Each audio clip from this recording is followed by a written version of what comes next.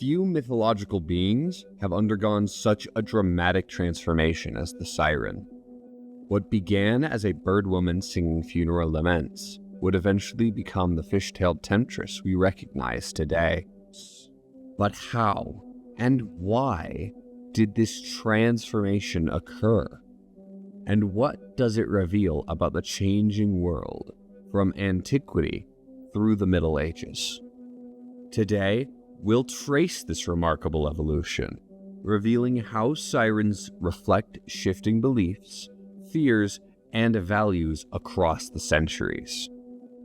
Our story begins in ancient Greece, where sirens were constantly depicted as bird-women hybrids, human from the waist up, with the legs, wings, and sometimes feathers of birds.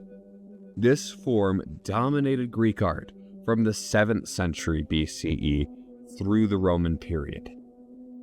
These bird-like features connected sirens to the soul's journey after death. In ancient Greek thought, the human soul was sometimes imagined as a bird that flew from the body at the moment of death. Sirens, with their bird bodies and enchanting voices, were perfect guides for the spiritual transition. As Greek culture spread throughout the Mediterranean, following Alexander the Great's conquests, siren mythology traveled with it, reaching regions like Lycia in what is now Turkey. The Romans adopted and adapted Greek mythology, including sirens. In Roman art, sirens maintained their bird-woman form, but appeared in new contexts, often as decorative elements symbolizing the dangers of pleasure and temptation. By the time of St. Nicholas in the 4th century, the Mediterranean world was undergoing a profound religious transformation. Christianity was spreading rapidly, yet the new faith didn't eliminate older beliefs entirely.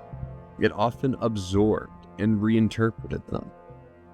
As Bishop of Myra in Lycia, St. Nicholas ministered during this crucial transition period.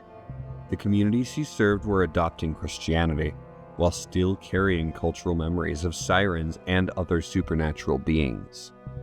During the Byzantine period that followed, Christian artists and writers began reinterpreting pagan symbols through a Christian lens. Sirens were reimagined as representations of worldly temptations that could lead the faithful astray, much like the warning tales about sailors in ancient mythology. The most dramatic change in siren depiction occurred during the early medieval period. In a fascinating visual evolution, illustrators began merging sirens with another aquatic figure, the mermaid. By the 8th century AD, some European texts began describing sirens with fishtails rather than bird legs. Scholars debate why this transformation occurred. One theory suggests it stemmed from confusion between sirens and mermaids in bestiaries, medieval encyclopedias of animals, both real and mythical. By the 12th century, the fish-tailed siren had become dominant in European art. These creatures appeared on church misericords, in illuminated manuscripts, and in popular stories, now fully aquatic rather than aerial beings. This transformation was aided by influential texts like the Physiologus, which described sirens as fish-tailed seductresses. Though factually incorrect by classical standards, this new image proved irresistible and quickly spread throughout medieval culture. As Europe entered the Renaissance and early modern period, the fish-tailed siren became firmly established as the dominant image. Today, the siren continues to evolve. Perhaps the most recognized siren in modern culture appears on the Starbucks logo, a stylized, twin-tailed version that has been progressively simplified over the years, much as our understanding of these complex beings has been reduced.